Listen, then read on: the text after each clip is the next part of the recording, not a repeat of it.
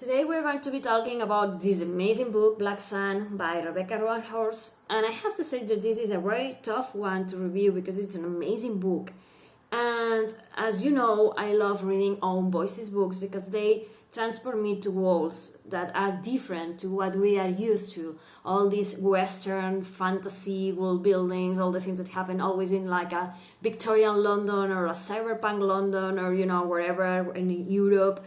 And I love that we have own voices authors that incorporate their own cultures, their own legends, their religions, and their past and presents and futures into books.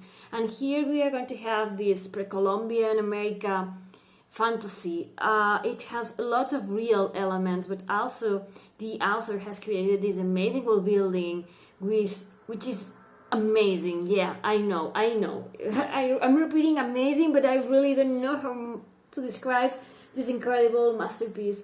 As you can see, this is the map of the meridian. It's going to, there's different places, but as you keep on reading, you're going to be consulting the maps and everything. You will know where everything is and what everything means. And there's another one here about the city of Tova with the different clans and everything. And it's amazing. The city of Tova was in the first map. It was in here. And I have to say that this book is brutal, it's powerful, it's raw, it's amazing. At the beginning, I was fascinated and repelled at the same time because we have this kid called Serapio, and we have his mother that's scarring him. It's blinding him, and is sewing his eyes shut, and then she jumps from a tower. And it's a very strong, powerful, round, hearting beginning to have in a book. And we have this kid, and his mom is trying to turn him into a vessel for a god, but also for her own revenge for something that happened in the past that we were going to have to find out in the book. And he's going to try to exact revenge through her own kid. So yeah, and I have to say that the character of Serapio, it's completely amazing. He is half Obregi and half Tova, and I think he brings to mind the fact of being a diaspora child. Being too much of that, too little of this. It doesn't matter what side you try to favor, you're going to be lagging or going to be judged by someone because you are not enough of that, and you are more than you're supposed to be of that other part. And I love that that we have this into this book. But what I did love more about Serapio, it's how far he comes from the beginning to the ending, because we have this little guy who has been abused by his mother, and then he's left behind because the mother commits suicide and the father kind of repudiates him. So he's going to be raised alone, and there are going to be some people who are going to be helping him. You will have to read it too. But I love that he's strong, but he's also vulnerable. He knows what his destiny is supposed to be. He knows what he has to do. It's like he has no say on it because he has been raised to believe that this is what's expected of him. But he also fears what he has to do and what it will mean for himself. And I love that we have this very powerful character who could be a villain, but maybe he's a hero, or maybe he's just a human thrown into this impossible, crazy situation. And I love that we have so many sides of him, and he makes an amazing character. Also, we are going to be following the point of view of another character called Xiala. Xiala, it's completely amazing. All the characters are completely amazing. I mean, I have finished the book and I don't know which one is the one that I love most, because all of them are amazing. But I was saying Xiala comes from the Trek. They are this culture, they come from this Iceland thing. It's here to the territory, and she's going to always be judged by how she looks. She looks different, her eyes are amazing, but also their eyes set her apart from the rest of the humanity. And she's going to be it's not that she wants to fit in, it's that she wants to have people stop remembering her that she doesn't fit in. And I am who I am. I'm not going to change who I am. It's a pity that you feel uncomfortable around me, but that's not my fault. That's your fault for not accepting that we are not all the same, that we don't come from the same places, that we don't have the same cultures, that we don't have the same way of being raised up. And yeah, there is this rumor that maybe I have magical abilities. Maybe I do, but that doesn't mean that you have to fear me. You have a knife, you can use it to kill me, or you can use it to defend me, or you cannot use it. So you know what I mean. I love that we have these two characters that are trying to fit in, or not really fit in, just being respected by being different. And we are also going to have a third character. She's going to be the Sun Priest. She's going to be Kalnara, and she's also an amazing character. She comes from the lowest part of the society. She manages to get to the upper part, but she's always being judged for where she comes from. It's like she cannot escape that she comes from the lower part of society. She's always to be reminded of that by the people who are supposed to be part of her new family. And also she wants to change the situation of everyone. She wants to make life better for anyone.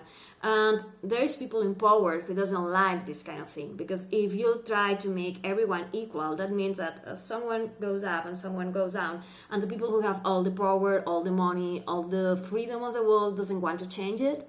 So yeah, we're going to have this array of characters who are amazing.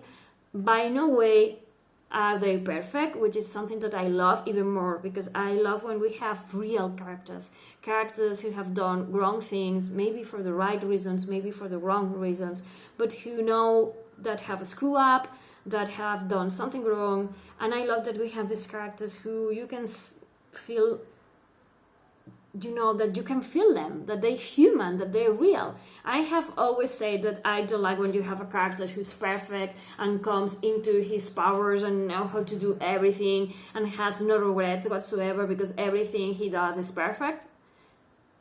I love a character who has doubts. I love a character who has powers but it's not sure how to use them and has to learn. And even though, do I use them or not? What does it mean that I have it?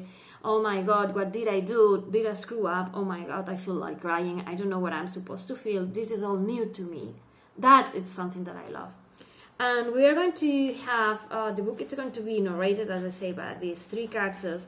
But also we are going to have this little thing here, this little countdown, 10 years before convergence, 6 months before convergence, 1 day before convergence.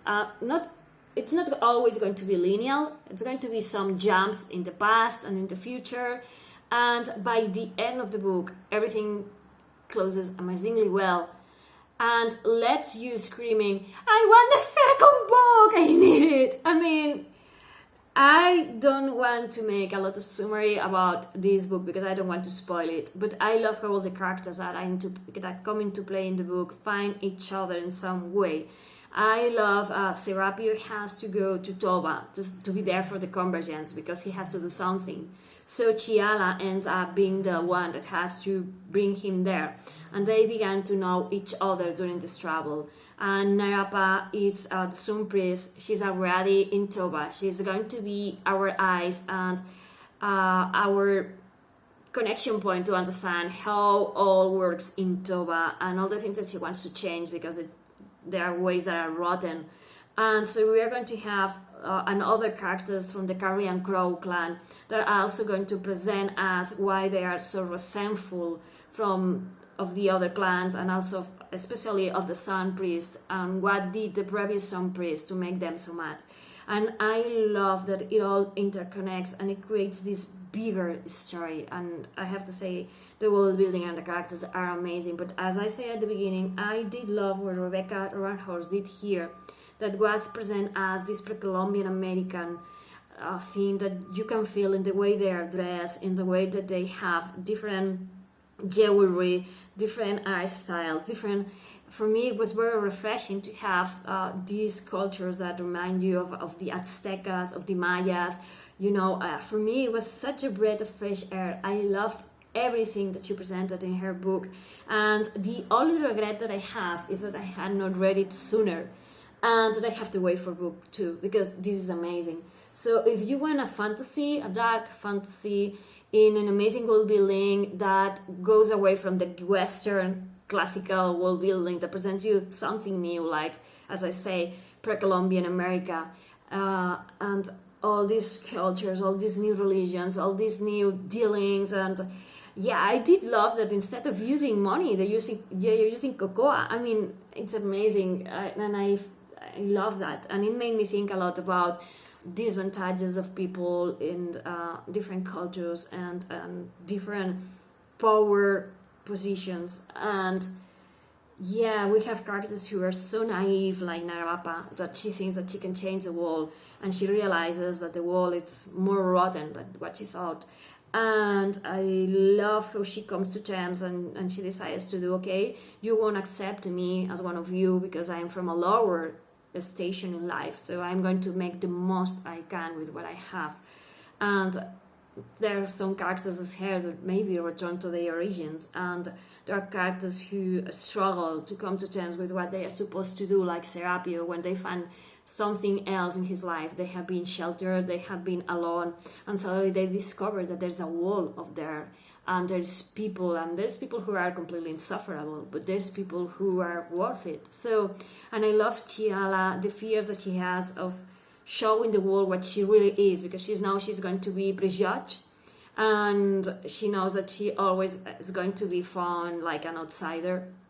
And I love that she wants to, when she talks with Serapio, and Serapio just simply accepts her as she cries, because that's something that she always wanted. And they are so amazing, so well-rounded, so real. I mean, yeah, get this book, because this is amazing, and I cannot stop rapping about how good it is. Thank you for watching. Bye.